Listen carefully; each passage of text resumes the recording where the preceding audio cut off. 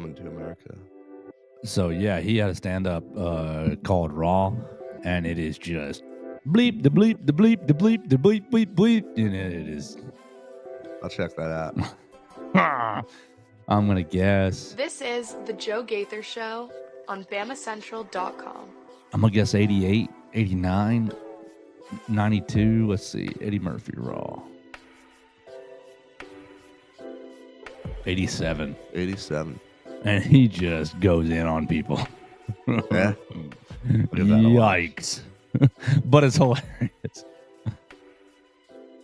All right, let's get it going. Let's get it going, Theo. Okay. Good morning, Tuscaloosa. Internet world, West Alabama. How we doing today on the Joe Gaither Show on BamaCentral, BamaCentral.com.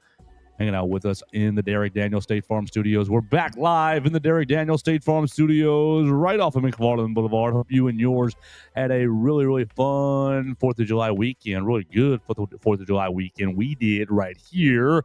Getting into a lot of festivities. Obviously, we talked to Jet Tamala on the Friday. So if you missed the episode with the Alabama quarterback commit, you can check out Jet Tamala on all the platforms. YouTube, the BamaCentral YouTube channel, my own social media machines. You can check it out on Apple Podcasts, Amazon, Spotify, everywhere you get your podcasts. You can find the Joe Gaither Show and check out our interview with Alabama quarterback commit Jet Tamala. We're here in the Derek Daniel State Farm Studios, as we said, with our man Theo Fernandez. He's back off of suspension. We had to tap in Hunter Brantley last week because of all the Thunder talk. We had to suspend you for a week. So we appreciate Hunter stepping in for a week. Follow him at Hunter Brantley 8. But we're back and better than ever with Theo Fernandez. I did tag the correct Theo Fernandez, I believe, _. Theo Fernandez, _ on the Twitter machine. You see him on WVUA 23. You also hear him on this show on Mondays and read all of his stuff on Alabama Crimson Tide on SI. We're going to have a fun show today. Hopefully you're going to have a fun show. We're going to talk about Nolan Wilson and Jaira Edwards. I got 2 voicemails in the tank. You guys can leave your voicemails at 205-462-7340, extension 800. We're going to see what the voicemail line has for us. Go to those 2 voicemails and at least start talking about SEC Media Days, because Theo and I will be in Atlanta next week. I don't know, Theo, you want to do the show driving over there, or I want to be there for, oh my gosh, I want to be there for the first team. So goodness gracious, are we leaving Sunday night? I don't know. I have to check. Yeah, I have to check with Chris if with our boss if the accommodations are for Sunday night or if it's just Monday through. If not, we'll get up with the Roosters before the Roosters and get on over there Monday morning and be sipping a bunch of coffee. Hit the Buc-ee's over in Leeds on the way over there so we get our breakfast and be at SEC Media Days. I'm looking forward to that, and I'm very happy that you're back in the saddle today. Thank you for enduring a suspension for us. Now look, in the face of great oppression, a man has 2 choices. You can either put up or shut up. And you say I talk too much Oklahoma City Thunder. Now the joke's on you, Joe. Because you know who the Thunder got on their Summer League roster? More! Give it to me more! We got Chris Youngblood. Yes! So now, what are you going to do? I have to talk about OKC. Chris Youngblood dropped 5 points, 3 rebounds, 3 steals in his Summer League debut. I know, Dax, you want your Bama in the NBA update. There you go. Jane Shackelford scored 13. He had really big day for the Warriors in the opener. Another Thunder connection. Y'all going to hate me for this. 2nd round pick from OKC this year, Brooks Barnheiser. Played at Northwestern. He's from Indiana. But he came down, and we still don't know why. I don't understand what compels someone to do this. Born in Indiana. Freshman, sophomore year of high school was down in Mobile. So it was 2 years in Alabama. So OKC. It's a great state. You should be here. It's a talking point now. So you did this to yourself, Joe. You made the bed. Now you got to lie on it. That's okay. We will lie in the bed with champions. It's a-okay. It's better to lie there than I don't know. Pick the Jazz to be in the bed with the Jazz or the New Orleans Pelicans. What we did last week, though, Theo, staying on the NBA track, is did what the Charlotte Hornets did, however you want to say that, do what the Charlotte Hornets did by acquiring Colin Sexton, is that going to make you pay attention to the Hornets? I mean, the Hornets are awful. I mean, they have been awful ever since they've been reborn. They were the Bobcats and then back to the Hornets. They were awful before, really, before they moved to New Orleans as the Pelicans. So, they've now got Colin Sexton. They've now got Brandon Miller. We asked Hunter Brantley last week, and he was like, "Oh yeah, I'm all in on watching the Hornets." And I thought, I'm not. And I know it's still Colin Sexton and Brandon Miller, like Alabama's two biggest one and done players in the last decade. Oh gosh, is Colin Sexton now past a decade? No, not quite. Not quite. Not quite. 2017. Right? So old. Yeah. Not quite. So yeah, Alabama's two biggest one and done players in the last decade, now on the same team. They were awful last year. Now Brandon gets hurts his wrist. Colin Sexton's never been on a winning team. Is that enough to make you get behind the Hornets just a little bit or watch them? Well, first of all, I'd have a lot more fun watching them if Miles Bridges wasn't a part of that team. What's his deal? Wasn't he domestic violence or sexual abuser? Egregious, like just domestic violence. And then, everyone's talking like, oh, like they think it looks like a career ender at the time. Logic would have said it would have, but 3 years, $75 million. Boo. Yeah, so. All right, keep going. Yeah. Anyway, we're in agreement. Colin Sexton, though, people forget, like, this is a guy at the age of 21 or at the age of 22 who went out and averaged 24 points a game. I am stunned that Danny Ainge, of all people, GM of the Utah Jazz, who is he's incredible at getting value for players, always has been. He couldn't find a single team willing to take on Colin Sexton. He had to attach a pick to get rid of him. Like, it's baffling to me that the league is looking at Colin Sexton as a guy that they just have no interest in, because I don't really understand it. Shot 40% from three, 48% from the field on 18 points. Yeah, okay, he's playing for a bad team. He has his whole career, and that's going to continue this year. But I don't get, like, people talk about losing players or you're putting up empty stats, doing it inefficiently. Like, Colin Sexton doesn't fall victim to any of those problems. So I don't really understand why people, like, it flipped so fast from, oh, look at this young star, to he's just another guy. And a lot of that was because of the injury he suffered. But I really think that Colin Sexton and this Hornets team as a whole is going to surprise some people. I've kind of done a 360 or a 360 is the same. I've kind of done a 180 on LaMelo Ball. I've always thought he was just a guy who was never going to be able to win basketball games. But he's a good player. He averaged 25, 7, and 5. He shoots it okay. And again, his highlight reel and the passes that he makes, if you haven't seen, because I watched his highlight reel from this past season a few days ago. I was stunned. Like, that he does some fun stuff. It's incredible. Some of the stuff, it's Magic Johnson type stuff. It really is. And unfortunately, Miles Bridges does throw down some incredible dunks, and Brandon Miller is, we all know, I don't even need to begin to explain what a fun player he is. Charlotte's going to be a fun basketball team. Brandon alone gets me a little interested, and then you bring in Colin Sexton, young bull, and like I am more interested. But like Charlotte has just been so bad all really over the last 2 decades or so. When was that?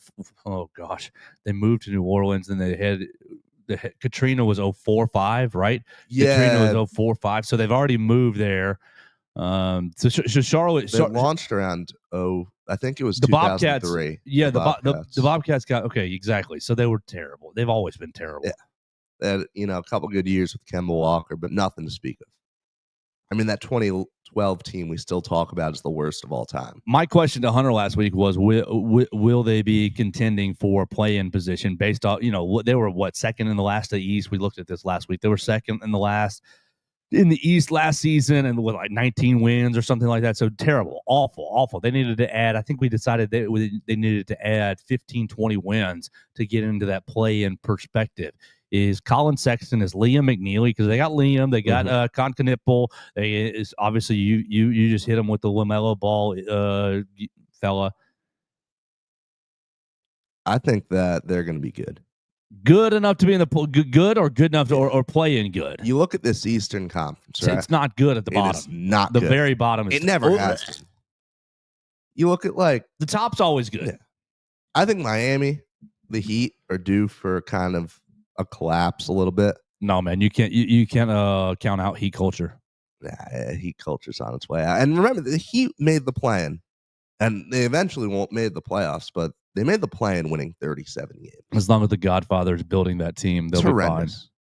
Like the East still is. Oh, my whole life it's been the Eastern Conference. That holds true right now. Toronto, Brooklyn, those are the scrubs. Brooklyn's a terrible team. Yeah, no, Brooklyn. Nets have always been. Something's always going to be off there, and I love watching the Nets lose nowadays. But I really think that Charlotte will be close to a plan. Because the other thing you got to remember is as the season starts to unwind, a team like Toronto or Chicago, you're at a point where, okay, you start to fade down the stretch. You really don't have as much motivation to win. You have more motivation to trade away players. Charlotte always is going to be trying to win games. There's no talk of you've lost too much to think, oh, we got to get in a position for the lottery or we got to move guys. No, you're still trying to rise throughout the season. And I think this is a team that you will see. It's very likely that they could start out horrendously and then play 500 level basketball down the stretch of the year post All-Star break. So I think I got them probably in the 10 to 12 range, maybe just make it or fall a little short. But yeah, that's my bar. You got to jump up into the play-in conversation. I'll tell you this: if you're an NBA fan or if you're just a basketball fan, you don't really have a team. You're not tied really strongly, or you're a Hawks fan and you're just done with that shit, which I would be too. Charlotte is a pretty good. Now is a good time to hop on the bandwagon because they can't continue to be this bad. I really do think they're building something solid. They're building something. I don't know if it's solid, but they're building something. And I guarantee you'll have fun watching those games, and you'll have a lot of fun listening to Eric Collins call those games because he is electric. So I think, it's not a bad time to hop on the Charlotte bandwagon. Well, there we go. There's our little NBA moment to get this show started. Maybe they'll add Herb Jones too. That's what I was like. You add Herb Jones, yeah. I'm in. I'm all in. I'm buying jerseys. I'm buying merch. I'm there. I love the Con Knipple pick too. I think he's going to be we saw what he did in the Elite Eight. He'll be a good player. Really great shooter. All right, Theo, let's get into some real meat here. Not catching up from last week. Some actual meat over the weekend. We all were 4th of Julying, but Alabama got 2 major recruits added into the recruiting class, and we've done a lot of recruiting on this show. Actually, why don't we start with the voicemails, because that'll be the layup to get us going here. We got 2 voicemails. You can call on the voicemail machine at 205-462-7340. We take our layup first, and then we'll try to go shoot some 3-pointers, right? NATO system dunks, layups first. Yeah. So let's hit our layups. We got 2 voicemails. We have voicemails from Everett and voicemails from Dax. I appreciate both of you guys jumping in over the weekend. 205-462-7340, extension 800. We'll take them one by one, piece by piece. Here we go.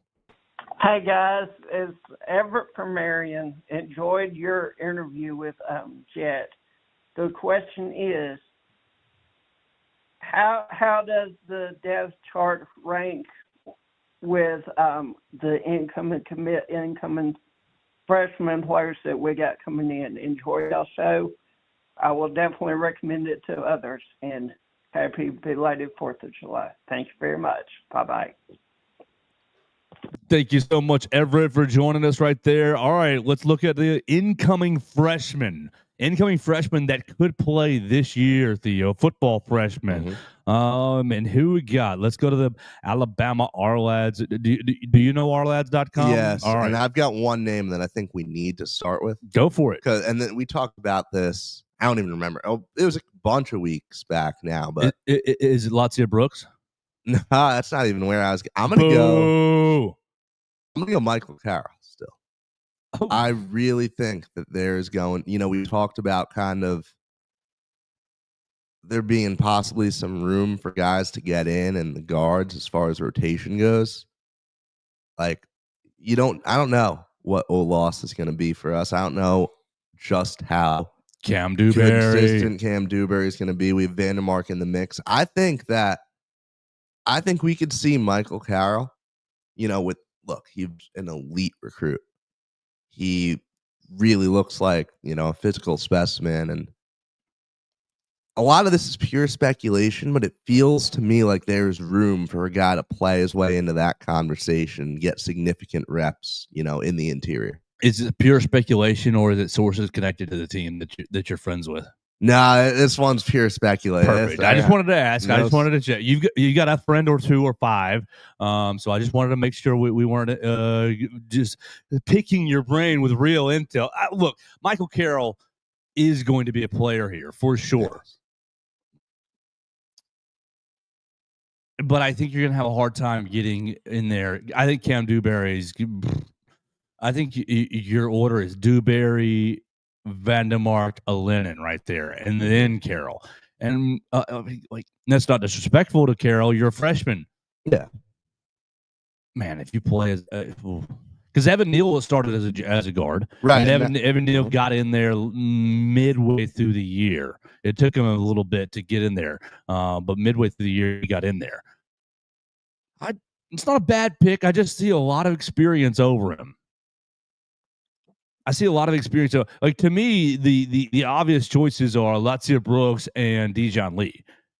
You look at Latia playing wide receiver. You're going to have a lot of similar type wide receivers, and he's going to be in there with Cole Adams. Cole Adams and Ryan Williams kind of playing the slot, and even Isaiah Horton playing the slot. I think that slot's going to rotate very heavily.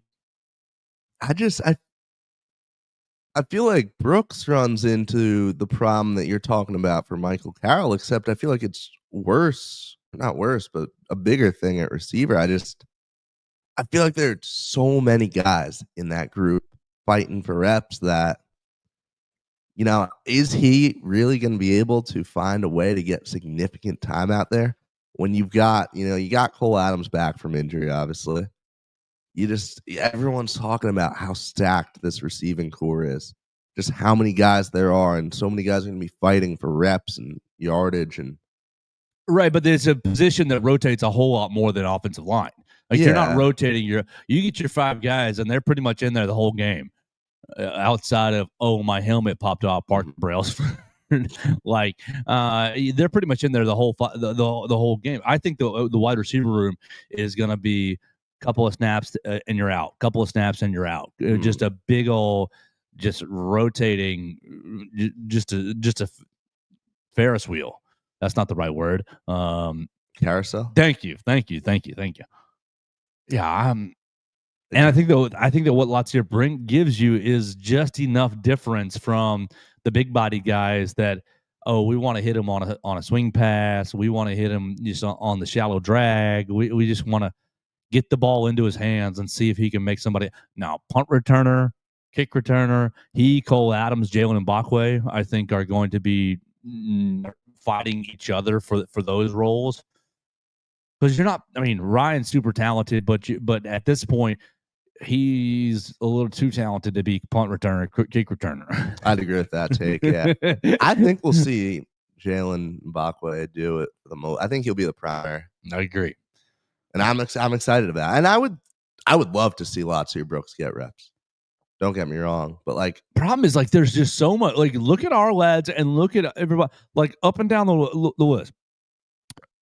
junior, senior, sophomore, junior, senior, junior, redshirt senior, redshirt sophomore, redshirt senior, redshirt junior, redshirt junior, senior. That's all on the offense. And then defense, just write down the list.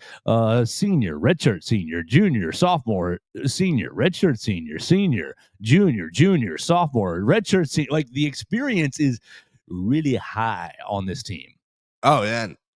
It's going to be hard for the young guys to crack in there. I kind of think that Dijon Lee, actually, after what you said, I kind of think that's, if I had to put money on one guy, I think that's my pick. Same sort of situation. We saw a lot of rotation in the defensive backfield last year, and no, he's not.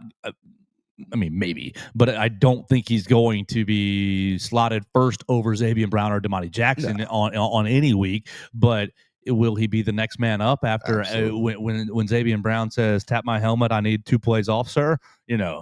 Same with Damani. I need a player 3 off, sir. We're throwing your Cam Coleman and Dijon Lees are your next 2 up right there. Because there are a lot less bodies out there in the DB room than the receiver, as far as guys that have that kind of experience and that kind of, like, Jalen Hale is another one. That, I'm excited. I have really, really high hopes. Comeback season. Yeah, you're getting me so excited to fire up NCAA in the coming week and use the 89 overall Alabama team. Yeah, I didn't do early access. Did you? Nah, so Thursday for me. Yeah, like it's not worth it. I'll wait 3 more days and pay the regular price. Not what was it, 120, 110? Yeah, it was a lot. No, I'm not paying double for 3 days extra access. We're in the semifinals now of our last season in 25, like today. So like we'll finish the last season in 25, and then by Thursday we'll be ready to start a new dynasty. Are you PlayStation or Xbox guy? I'm a PlayStation guy. Oh, you need to add me so I can whoop your tail, and we can see what happens here. We're setting up a little tournament with all the WVUA people. I'll be a ringer there. Like, this is a game I grew up on, Theo. This isn't. I don't know. The first time I play, our man Hunter Cyber, right? Yes. We loaded it up, and we might have played 3 or 4. He goes, "You're a lot better than I thought you were." And I was like, 12-year-old Joe coming out right here. I'll tell you, JD Zaz is the one who scares me. Man. I almost never beat. He is good at that game. Like Hunter, that's not competition. I can totally see JD with his mind just JD's got a computer for a mind. If you guys are missing or feeling upset about not getting the game today, Ryan Williams is doing a little stream at 6 Central. He's playing one-on-one against Travis Hunter in the game. It's like on Twitch. MMG, he's awesome YouTuber. He's hosting it. So that'll be a fun event. I might tune in. 6 Central? 6 Central. That's before Monday Night Raw, so perfect. Yeah, because you get a look at the game, and you hopefully get to see Ryan take home a win, see the Alabama team, and it could be a fun time. Absolutely. Now, I'm not big on watching video games or anything. No, but I'd like to see Ryan, get after it with Travis Hunter and see if, like, I've got all these guys on my Twitter machines like, these are the best new plays in 26, and these are what you should do. And I'm like, I don't have time to watch an hour-long video of you talking about all the new features in Dynasty mode. And I'm like, yeah, I agree with that. I'll just check it out and feel it out for myself. And once I need some tips, I'll go to your spots and like try to elevate my game that way. But I'd rather get into it myself. So yes, make sure that Old Man Joe can get that link. So it's on Twitch or it's on YouTube. It's probably on YouTube too. Honestly, I'm not positive because I don't know how to use Twitch. I've never set up an account. I'm sure they'll do it on YouTube too. Okay, if I can just type in Ryan Williams, Travis Hunter, EA Sports 26, whatever, I'll be there on YouTube. Yeah, I'm excited about it for sure, but not excited enough to buy the early access. It's not worth it. You'd be an idiot to do it, honestly. At the end of the day, Theo, my middle name is Frugal. Log into 25. Appreciate, because Milrow is so fun to use. No, so go use Milrow a couple more times, and then you can uninstall the game on Thursday. I had friends like last year before it came out. I said, and these are Alabama haters. I said Alabama's going to be one of the most used teams on this year's game because of Jalen Milrow. They're like, no, Milrow sucks. And I was like, this is not a conversation about how he is as a quarterback, but as a video game player, video game quarterback. Like, he's incredible. You're too young for the Michael Vick Madden 06 year. Like, you could not touch him. I'll drop back 80 yards and still wiggle my way all the way back through. He was incredible. And Jalen Milroe was very, very similar on this year's game. And when he's got Kendrick Law with like that 99 speed, like it's unreal. That guy, I think the game is what got people so excited for Kendrick Law, for being honest. Like, that's exactly. Yeah. That's so. They saw what he was doing out there, and whatever happens this week, fellas and ladies who are watching and listening, if you're playing the game, don't let it move you. Yeah. Don't let it move your needle on this team. Remember that it's made by the same people who make Madden. Don't just keep that in the back of your mind, and we'll be good here. All right, let's keep going. One more voicemail. Thank you, Everett, for the call. Freshman for us, Dijon Lee, Latzia Brooks, and Michael Carroll. We'll keep going to the voicemail line, 205-462-7340, extension 800, and I think it's Dax. Oh, no, put a little dead space in here just to make sure they were separated. But here we go. It wasn't that much dead space. Maybe it was. It's a lot of dead space. Golly. Yeah. Throw them the bank. Attention for a freaking. I want to start off by saying we are a freaking recruiting monster this year. 5 5-stars in contention for a 6. Taylor DeBoer and Courtney Morgan. Throw them the bank. Keep them as long as we can because we have Saban Jr. on the staff, like for recruiting at least. Still got to see about the play on the field, which I believe is going to be a massive uptake this year. And I'm going to give y'all my version of the Alabama football over and unders. We'll do a fun little exercise with this. So the first. All right, so when he goes over under, he's going to give his, whatever topic it is. I don't know, passing yards, wins, whatever it is. Well, he'll give his, and we'll pause and give ours. I think there's a lot of meat here. All right, here we go. We're going to go is Ty Simpson passing yards. Over. I'm going to set that one at 3,800 and a half. 3,800 and a half over under. Let me know what y'all get on that one. That's an second under. One is passing touchdowns. He said 3,800. 3,800. Let me just Alabama passing yards record. What is AJ McCarron's record? AJ McCarron, statistical leader. No, it's got to be Bryce, right? Bryce probably said single season. That's touchdowns. We want passing yards, right? Single season 4,800. So 3,800 puts him at 4th all time. 3,800 puts him Bryce 48.72, Mac 45 even, Tua Tagovailoa 39.56, and then it's Blake Sims at 34. That puts you 4th all time. Oh, it hurts me, but I got to say under. Yeah, and look, Dax, I heard your take on Ty Simpson possibly being a top 3 SEC quarterback. I don't know. I think you and Mason were kind of on that take with the right way because I don't know if we can go that far. I can't. They're great receivers, but I can't see 3,800 happening. 3,800. I mean, okay. For more context, 10th place, John Parker Wilson, 28.46. So we're definitely. I think a better bar here, and I love you, Dax. Thanks for the call. I think a better bar is 3,000 even, because if you are at 3,000 even, you're right behind AJ McCarron at 30-60, 30-63 in 23, and Greg McElroy at 29.87, 2010. So you're finishing the year as the 8th best single season in Alabama history. That's more than any year. I mean, our man Jalen Milroe is not on this list. Bryce Young is on it twice. Bryce is 33.28. Like, come on.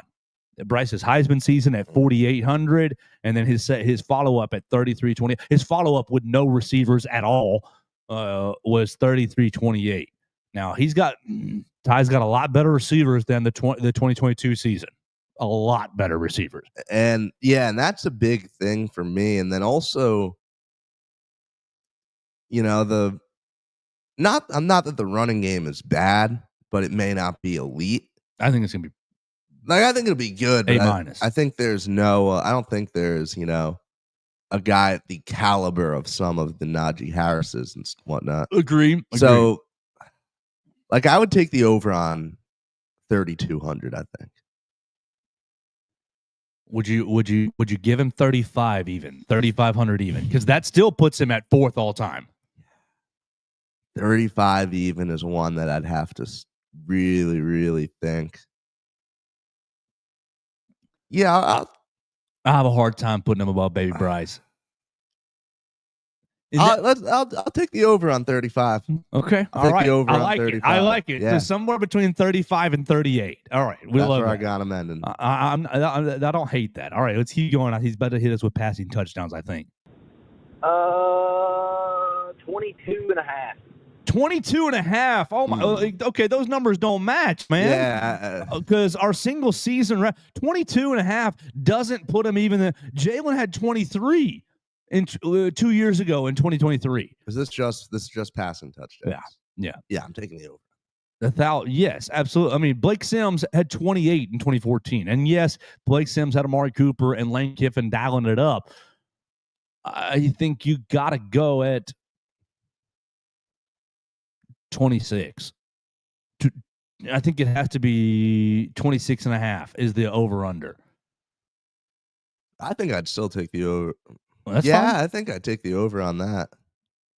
Bryce Young, Baby Bryce, 47 is the single season career high. Oh, I love you so much, Bryce Young. Man, I mean, obviously, I got to appreciate watching that, but I wish I was here to see that in person. Wow. So that first season, I've got my middle sister coming to a game for the first time ever, and she's a little in football, but not like I am. We're sitting nosebleed section. They're playing Southern Miss, right? And you can just see Bryce's head movement the entire game from the top end, and his head movement just like robotic. And then the way that his feet, hips, and head all were tied together, and it was just like 1, 2, 3, boom. His processing just gives me the goosebumps. All right, so 22 and a half. We're going over that. Yeah, that's an easy over. Yep. Okay, keep going. I'm be a little low for it, but I'm going to stick with 22 and a half. Maybe Good. It's probably going to be more than that. Then we're going to go Ryan Williams receiving yards. We're going to set that one at 1,325. 1,325 for Ryan Williams. The single season, those are receptions. How about yards? 1,325 puts him behind Devontae Smith, Amari Cooper, and Jamison Williams, but right there at 4th all time. Jerry Jeudy is currently at 4th at 1,315. You see, I think it's, we just had that whole conversation about how many guys you got in the mix. Yeah, I think you're picking up where I'd think go. I'm gonna have to go the under on that because I think he'll be extremely productive, but I just think you got too many really, really talented players. I think he's going to be a lot closer to 7th on that list. John Mechie at 1142. But at the same time, it's going to be a lot harder to double him in really any. So I don't know. You could use that same argument to go either way with it. Look at 2021. You have Jamison Williams with 1572. That's 3rd all time, and John Mechie at 1142, 7th all time. Look who was throwing the ball. Oh, exactly. Yeah. No, I'm with you there. But I think that the vertical passing game this year is going to be a lot better. And yeah, if you go back, 2 weeks ago, 3 weeks ago, we were talking about 1,000-yard receivers, and I might have said you're looking at potentially 3. I think you're going to hit 2 of them at 1,100, at 1,200, and somebody coming in right at 950. I think we could. Yeah, you see, I'm really on the fence on this one. Because the more I think about it, because if 3,600 is your passing yards, right? Right. As we just kind of outlined right there. 3,600 your passing yards. You've got to have at least 2,000-yard receivers, I think, unless you have one big I mean, Roma Dunze had like 1,600 yards, had like 1,700 yards for Washington. And then you had, Jalen Polk had 11 or so, had 1,100 yards. And then your next closest guy was like at 700 yards. Michael Penix, obviously a wizard there. Oh, yeah. But I think the offense is structured to do that. I think the offense is structured to get down the field, to open things up, and to make the defenses defend the entire field. I'll take the over. All right, we love it. The over. We love it. Okay, keep it going with Dax on overs and unders. Now these include postseason. Yeah, every game now. Yeah, I'll take the over. 13-25. 13-25. And a half. 13-25 for Ryan Williams. Mr. Jeremy Not Bernard, a bad number. We're going to go right at 1,000 and a half. I like that. I think we might have, having two 1,000-yard receivers would be great. And Isaiah Horton, I'll set him at 750, 800, based on the passing yards that I said. That's the math kind of works out a little bit. Actually, no, that'd be a lot more passing yards for Ty. Anyway, yeah, we're going to set Isaiah at 750 right there. All right, so take the whole group. Okay. Because I think that you're going to have somebody at about, like he said, 13-25. I think you're going to have somebody right around that range too. But I like to. I definitely like two guys to go over 1,000, and I like that third guy to be. I think Dax is pretty close there. I think you're going to have that 13-25, maybe a little high. I think you're going to have two guys right around 1,150, and you're going to have that third one at 800, at 850. Yeah, you see, I just think. What you drinking? Big protein shake? Yeah, it's. You ready to go? Ready to go do some push-ups? Coffee with some protein powder, and then a couple eggs in there. It is awesome. You're ready to go. Yeah, I discovered this drink just messed around with stuff, but it's a good drink. It's got me energized, and it's also got me thinking that there's gonna be a little more separation between Ryan versus the number 2. And it's hard to say, but I think. Yeah, okay, so we've got Ryan above that 13-25 number. Maybe Bernard falls in the 900s. And then I think we could see Horton's the one that I think I have the most trouble predicting him than anyone else. Because you look at what he did at Miami in that offense, right? He was living off slants. And this is something that it really caught me off guard when I saw it, because about 75% of what he ran was a simple slant route. Mm-hmm. I don't really know what he is as a receiver yet. I don't think his full potential as a receiver is anywhere near like having been discovered yet. So what's our number 750 for him? Is that that's what he said. Like I see a world where Jalen Hale has more yards than him, and Jalen Hale finishes third. I think you're out on a limb there, and I love that, but I think you need to do a little bounce on that limb, make sure it's dirty. I mean, yeah, I feel it shaking a little, but I also see, the speed and, the talent that Jalen Hale has, and, the hunger, the fire that you might get when you come back from an injury.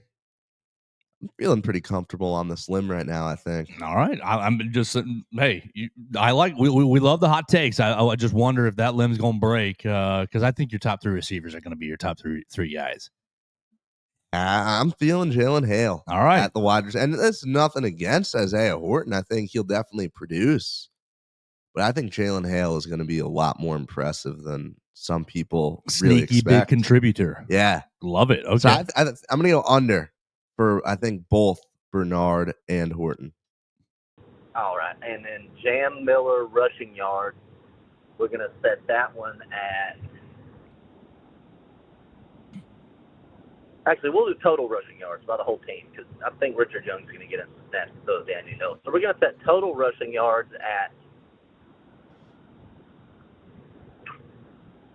1,183 Oh, and a half. That seems like a good number for much higher. Much higher. Yeah, I'm not overthinking this, right? He said 1,100 for the total team. Last year's team, if you were not pleased with it, it's okay. Last year's team went 2260. Is that right? Yeah, 2260. Now it was split. Obviously, Milrow had 726. Jam had 768. Justice had 448. But as a whole, that whole team went 2260. So we're taking the massive over on 1,100. I think a better number for total team is probably that 2K. Yeah, give me even to 2,000. You want to go over or under? I'm going over. I'm going over. I think your number is going to hit 2,400. I mean, yeah, 1,100 is that one's easy. Yeah, I think you might have 3 running backs that clear 650. Nobody over 1,000. I'm gonna go short of 2K actually. Okay, 3 running backs at 650 is 1,800. Is really 18, basically 1950 or so. You think it'll be split that much? Yes, I think Jam, Richard, Dreeland, Washington, and Daniel Hill are all going to Daniel Mountain. Yes, Daniel Mountain are all going to get a heavy share. Yeah, I think the right number is probably 2250. I'll go in the 1,800 range. I think, if the passing game works out, ideally. So I'm actually curious, and I'm going to look this up right now. 55 points a game. 55 points a game is what it's going to be. What kind of rushing numbers were we looking at during the Bryce years? Bryce, baby, 22. 22. You do 22, I'll do 21. In 22, oh, yes. In 22, the team total was 2542 under Bill O'Brien. In 2021, under BOB, it was 2252. When's the last? Has the team ever been under 2,000? 2020, 2,300. I mean, we can keep going here. Okay, 2019, you were at 2,193. Yeah, it's going to be over 2,000. 2018, just one more. Oh, 2018, 2,900, 2,976. 2 more. How about 2 more? We'll get it all the way back to 16. We'll make it a whole decade here. 3,509 in 17, and in 16 it was 3,675. Well, now I've got to hear 15 because that was Henry's Heisman year. Let's see. Yeah, it was 29.99 total. I mean, he was the lion's share at 22.19. Yeah, you don't need a second. Yes. Okay. So over 2,000. I didn't realize that they were running for that much. It's okay. You got to have a little historical context for something. I love Dax and these numbers, but I think your team total. I like 2,250. I'll take the under on 2,250. I still think it'll be a little less rushing than before, but yeah, I can't see him falling under 2K. Knowing, this is what the team's done for the last decade, a million years. I think that's about all I have for the offense. On the defensive side of the ball, let's go total forced turnovers, interceptions and fumbles included. We're going to set that one at 16.5. I think that's a good number for that one. I think that's a good number. Let me pause it real quick so we can talk about it. We're going to go 11.5. So I think we're going to have more interceptions than forced fumbles. But who knows? With LT Overton get the next snap, get some hits on the QB, we might get a lot of forced fumbles out of that. All right. So last year, where's my defense? Come on, baby. Defense right there. Defense, interceptions, you ended up with 17. So great number there, Dax. And fumble recoveries, total recoveries at 11. So you were at 28 total turnovers. Kane Womack defense. I think your number should be 24.5. What do you think? That's basically 2 per game, 2 per regular season game. Now you're going to get a little extra in the postseason. Yeah, 20. I'm going 24.5. You want to go over or under? I'll go over. That's the beauty of this 4-2-5. Swarm. And you look at some of these ball hawks out in the secondary. You look at Bray Hubbard jumping up and snagging something out of the air. And you look at, Zabian developed a full year extra. And I think that, a lot of opposing quarterbacks are going to be put through a very hard time by the secondary. Mm-hmm. And then I also, look at, some of the rushers that there are. And,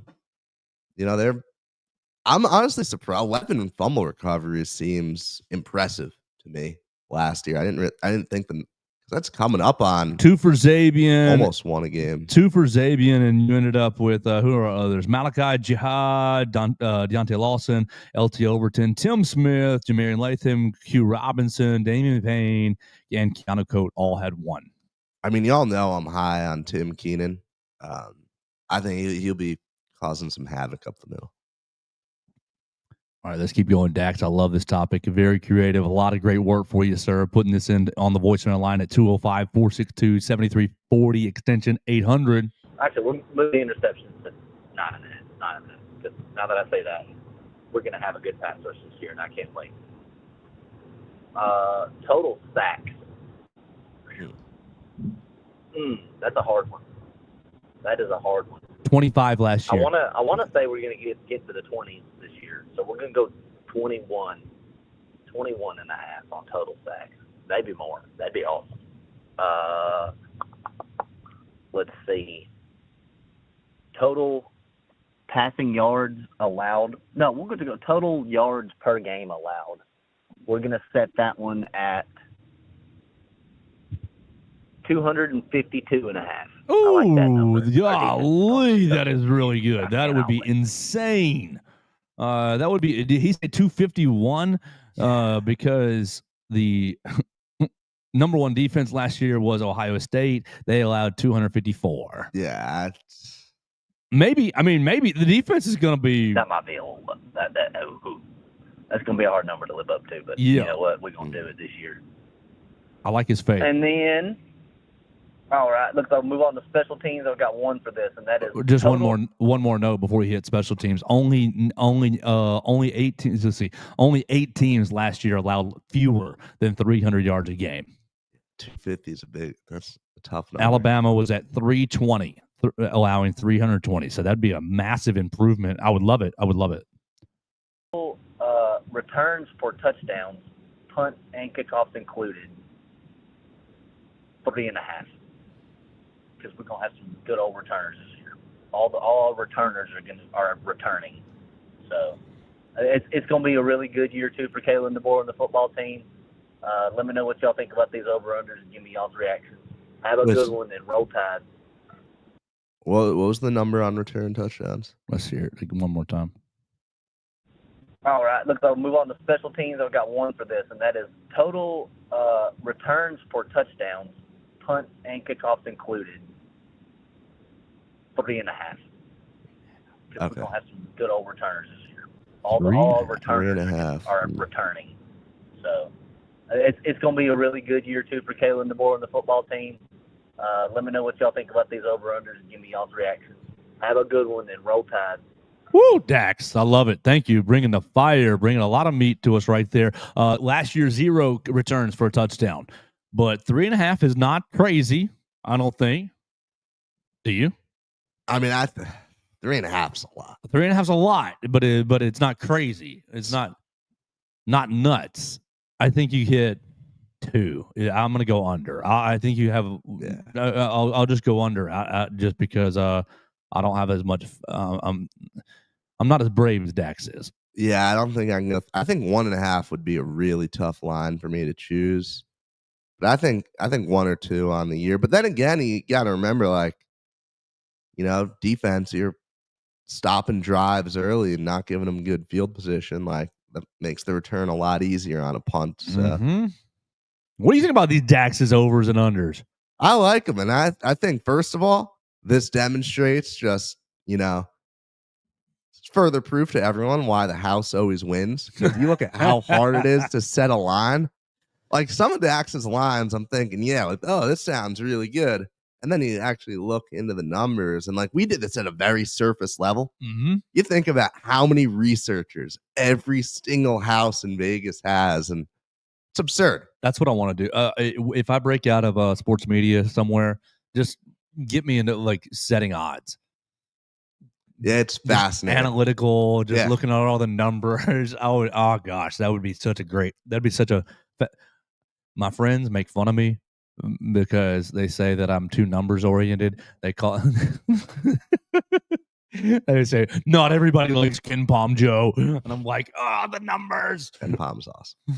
Oh, so they make fun of me. I would love to do a job like that. Outside of the 1,100 rushing yards, though, I thought it was some pretty solid odds. Making. I think the sack one's really interesting at 21.5. I had 25 last year. I think I would expect a little not regression, but a little drop off. Jihad with 5, Q Robinson with 4, Tim Keenan 2.5, Deontay Lawson 2, LT with 2. Like LT, you got to be at 6 or 7 this year. I mean, how many did he have slipped through his fingers? At least 3, maybe 4 or 5. Yeah, right. Just not being able to finish plays. Like I could see it anywhere from like that 20 to 24 range. So I think it's right on the money. We go slight under on that one. But Kane Womack's going to bed every day and praying that he can come close to 250 yards a game. Yes. Yeah. You go 250, then you're I'm sorry, you're unbeaten. You haven't lost a game. Unless the offense is total bunk, it is bad, just not good, which that would really surprise me. I think the offense is going to be pretty good in 2025. Yeah, and then again, remember, you're scoring fast. You're not, you're efficient offense. That gives the other team more drives, and it's just gonna inflate the numbers from them a little. So, if you can be around the 300 range, I think you're going to sleep very, very happy every night. Well, let's move into the last topic because we're running up on time. We have 2 recruits that committed over the weekend. You want to go 5-star Jaira Edwards or 4-star Nolan Wilson first? Start with Edwards. Woo! Jaira Edwards is a bad man. Put his huddle tape on if you are depressed one day and you need a little football pick-me-up. Jaira Edwards is a football playing Jesse. 6'1", 205 pounds, out of St. Francis Academy in Maryland. Alabama's gotten a handful of players out of St. Francis Academy in Maryland. Let me pull up his huddle real quick because it just makes my skin crawl in a positive way. Where is that HUDL? Dang it, Google, you stink. Huddle right there. Thank you very much. He plays safety, but he also, to me, this guy is a perfect player for the Kane Womack system because he is an in-the-box safety, so he can play pretty much all your nickel packages. He reads the run really well. He's shooting through offensive line gaps, making tackles for losses. And then, you think it's a passing down and we don't want to take him off the field. He's playing slot corner, basically playing the Husky role that you'd like. And he's got a little deep safety as well. And he's playing on the outside. So he's doing everything for St. Francis on the defensive side of the football. And just, oh, my gosh, and a really, really exciting player for me. He becomes Alabama's 4th. Is that right? No, 5th. 5th 5-star. No one else has more than 2, by the way. I guess 24/7 hasn't really caught up on E.J. Crowell. So if you go to 24/7, it looks like 4, but it is 5 stars if you're looking at On3 Sports. So it depends on whatever recruiting service that you like, but just was insane all over this film for St. Francis. I think Alabama, I know everybody's excited about Xavier Griffin on the defensive side of the football. I think I might be more excited about Jaira Edwards. I don't think that's a crazy take at all because I was anchoring at VUA over the weekend, and Saturday he commits, and I'm here. It's like 4 p.m. I've got to start building my show. I've got to get everything in by 10, and The only thing you need to put in your show is this man's highlights. Yeah, no, because I just start watching the highlights and you can't stop. I burned an hour just watching, reading up on the guy. He is that impressive. He's impressive enough where in a time where there's rolling in 5 stars left and right, he makes you stop and he makes you actually pay attention to him because he stands out no matter how you slice it. Laying the lumber in every single one of these clips. Yeah, he's going to be a fun player. And that was what I was thinking while I was editing, that he fits the system about as perfectly as he could. King Womack is going to have a lot of fun moving him around, I think. Now here he is in the slot. He's everywhere in the slot, turns his eyes around, ball goes out of the flat, bam, close in, makes the tackle for minimal gain. Oh, here he is on field goal block, going to dive around and block a field goal. Like, superb athlete. You look at what Coach Womack has been, what he's seemingly brought in over the last 12 months and continues is just athleticism. And there he is in the slot, trail technique on the slant, and then cuts under, makes the pass breakup. He's basically playing the third linebacker. It looks like a 4-3, but it's really nickel.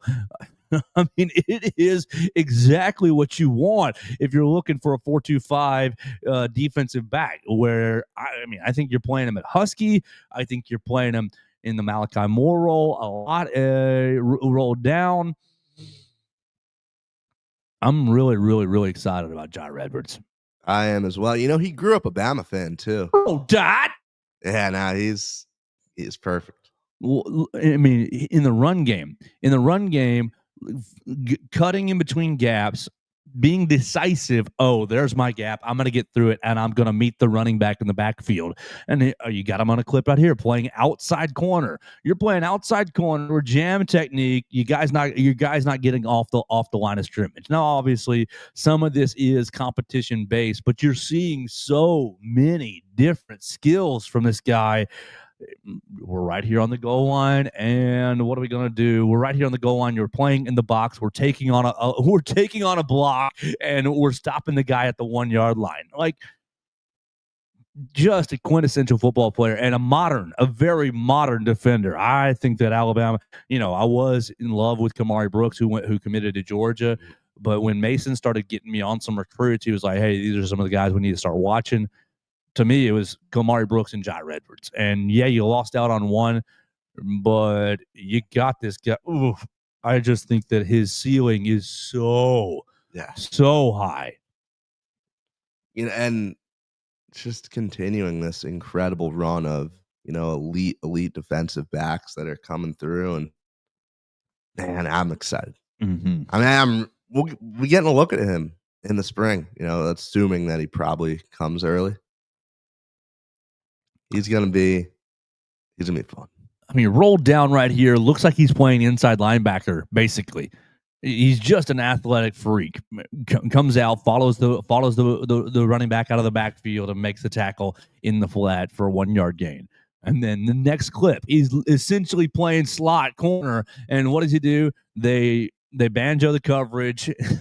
They banjo the coverage. Inside man goes out. Outside man goes in. He doesn't bite on it. He stays and waits for the guy to come in, breaks up the pass. Whoo! Elite. Yes. And just a football, like, for the modern game, this guy is a great, great, great get for Alabama. And so I'm very, very excited about 5-star Jair Edwards out of St. Francis Academy in Maryland.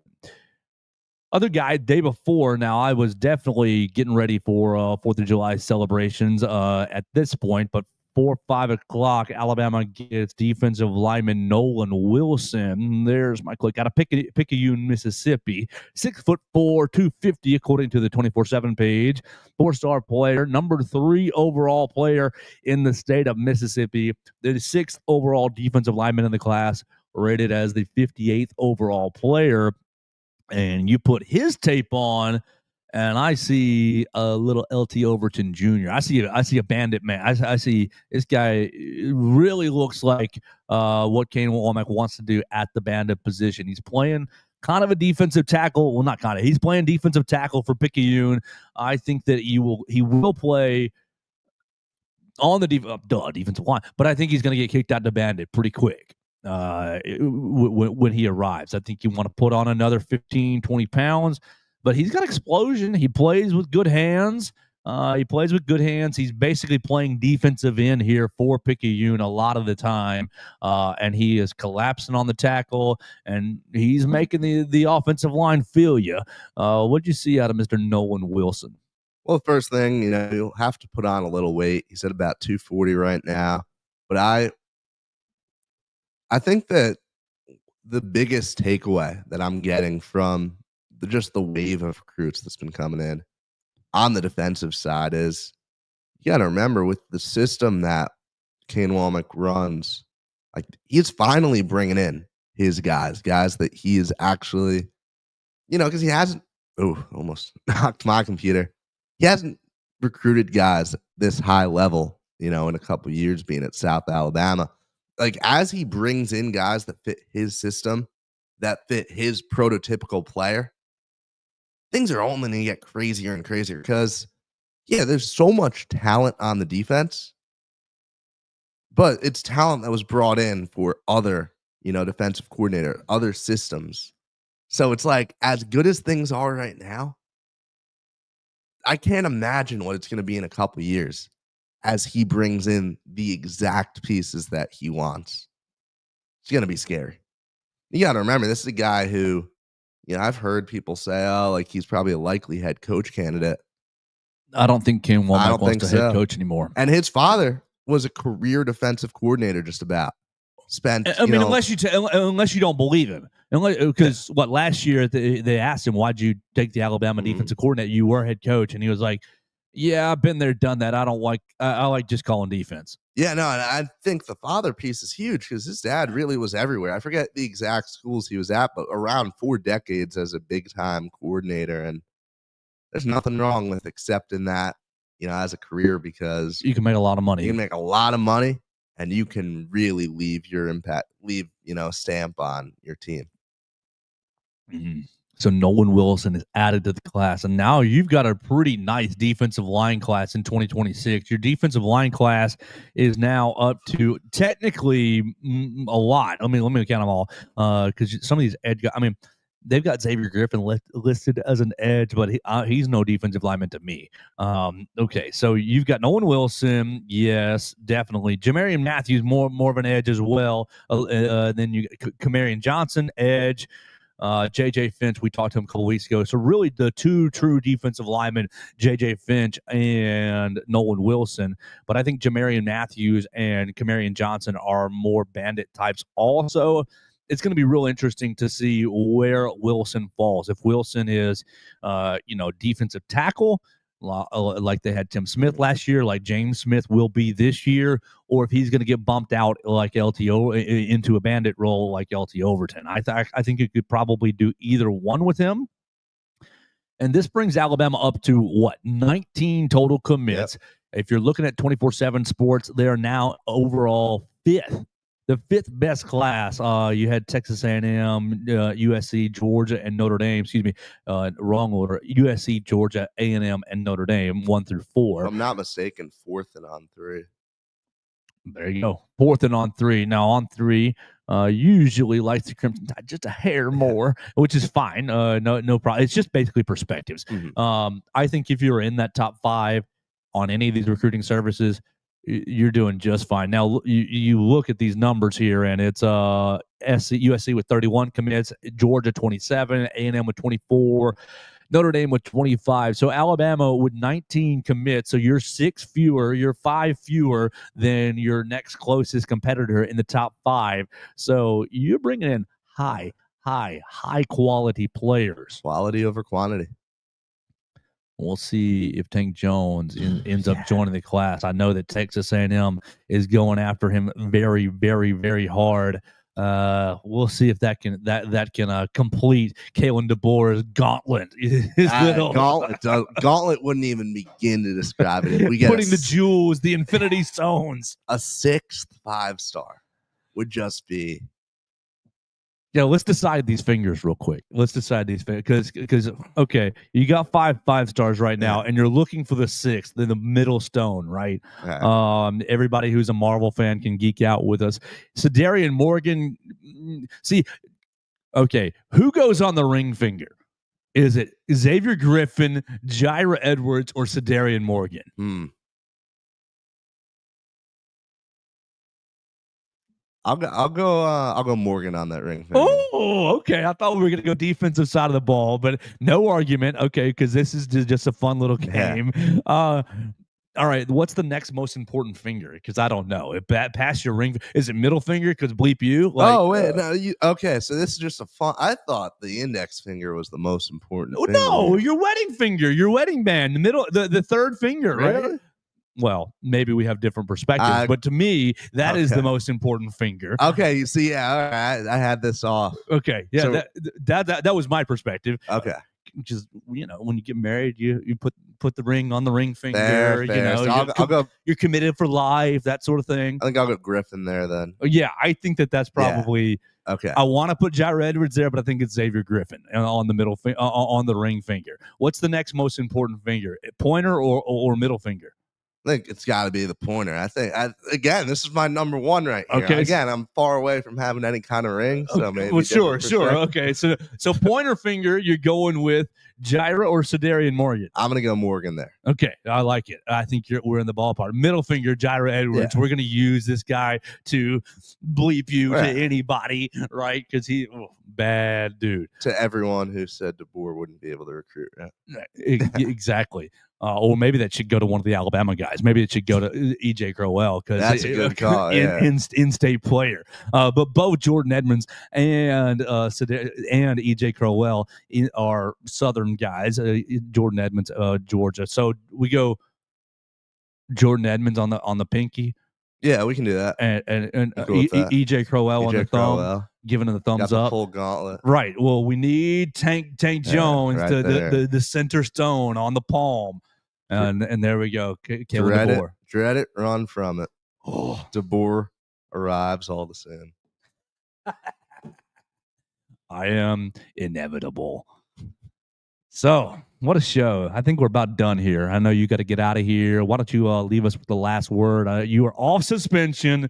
You can follow Theo Fernandez at Theo Fernandez _. We're going to figure out what the heck we're going to do next Monday because we may be driving to Atlanta, but we will give you a show no matter what. We're going to give you 5 shows next week from Atlanta. I might be up at the crack of dawn before all the festivities so that you guys have your shows. It's going to be a fun time at SEC Media Days, and we'll be there with Theo Fernandez _. I cannot wait for Media Day. I am so excited to get to, man, it's going to feel so real once, we hear DeBoer talk, and I'm excited to hear all the other guys. Lane Kiffin is going to say some great stuff, It's going to be a very, I hope he makes some jokes at Hugh Freeze. Will Hugh Freeze be there? I mean, I know he has a tea time probably later in the day. So. Where are some golf courses in Atlanta? We got to figure out some nice courses and scout them out for Hugh Freeze. We can probably get an interview with him out there. Just wait out by one of the bunkers. And although I doubt he's hitting in the bunker anymore with how much he's keeping it on short grass. Yeah, he better, right? He had that trophy the other day. He and a bunch of I didn't recognize them, but they won some club championship. And Glenn Kiffin was like, "Great job, coach, on the Twitter machine." Hey, Hugh, you at least got you one trophy this year. May not have an in-state recruit, or a good one, but you got a trophy. Well, we're done for the day. We appreciate everybody watching us on the BamaCentral Facebook page, YouTube channel, watching us on my own social media machines. Follow the Joe Gaither Show on BamaCentral. On the Facebook side of things, you can find us on Apple Podcasts, Amazon, Spotify. You can be like Dax. You can be like Everett, leaving us a voicemail at 205-462-7340. We appreciate those guys chiming in on the show, and we appreciate you so much. We'll talk to you tomorrow right here on BamaCentral and BamaCentral.com.